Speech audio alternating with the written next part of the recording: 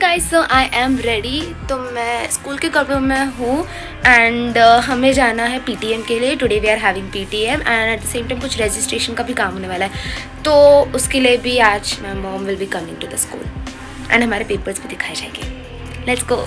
तो फिर मैं और मेरी मम्मा we both went to the school and वहाँ पे आज पीटीएम था तो सारे पेरेंट्स आने वाले थे एंड वैसे ही कुछ रजिस्ट्रेशन डिटेल्स भी हमें चेक करनी थी, तो we did that as well. And आते समय we went for little bit shopping and मैंने वैसे ही अपने ट्रॉली के अंदर मेरे लिए कुछ खाने पीने की सामान डाल दी and that's pretty obvious, I do it every time. तो घर आने के बाद हमारी जो टीचर थी स्कूल में, she asked me to write a long write-up in which I have to share the experiences and the learnings which I had in China.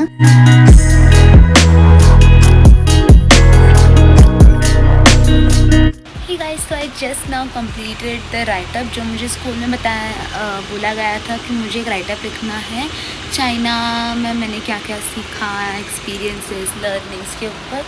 तो दिस इज़ इट।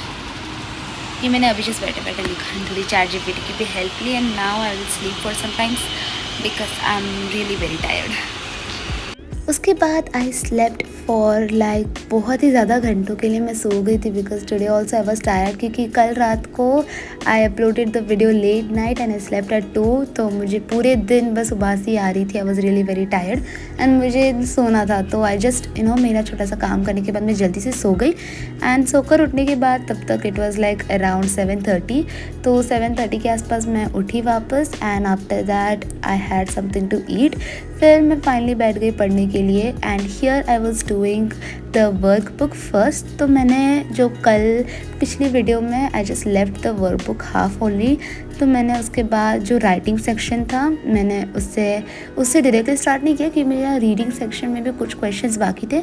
तो first I completed the reading section and उसके बाद मैं writing section में आ गई and now you can just enjoy the time lapse.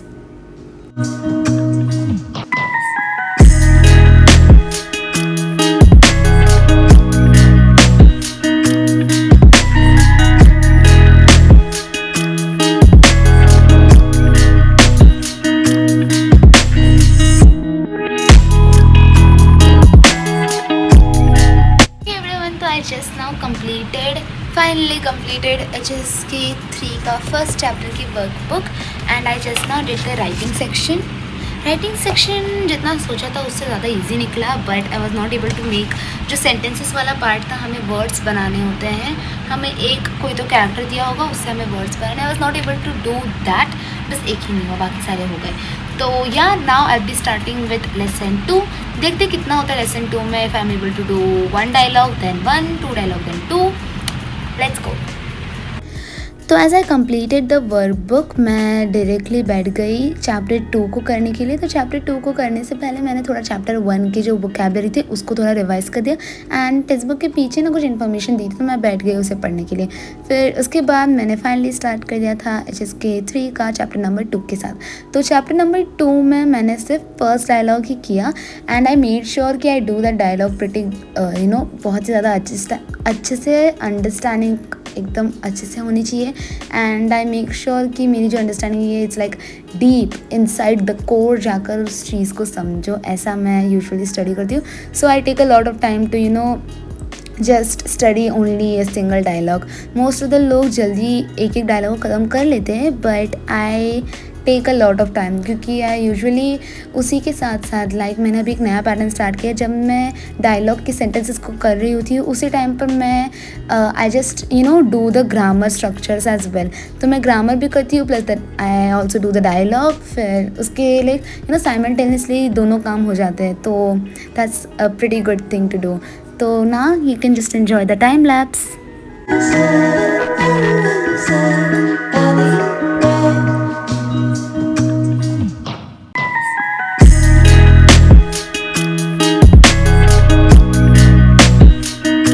So I finally completed the first dialogue of HSK3 का second chapter, and with this I would like to end today's video. If you have made it till the end, thank you so much for watching. This is day 3 वाला vlog and I'll make sure to upload the day 4 and आगे की सारे videos, so stay tuned for more. And with this I would like to end today's video. Thank you so much for watching. If you have any questions regarding anything, feel free to ask in the comment section and I'll make sure to reply to as soon as possible. So with this I would like to end today's video. Thank you so much for watching. Take care and bye bye.